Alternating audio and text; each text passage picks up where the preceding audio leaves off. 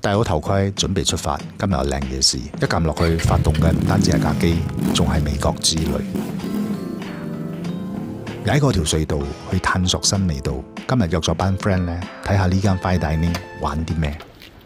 今日唔使我煮飯，終於有人煮飯俾我食啦。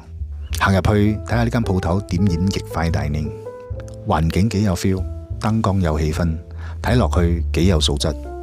朋友齊晒，氣氛啱晒。試味之前先望下周圍，感受下環境。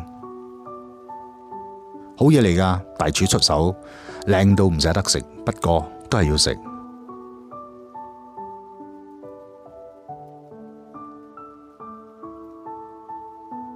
嚟啦，試味環節。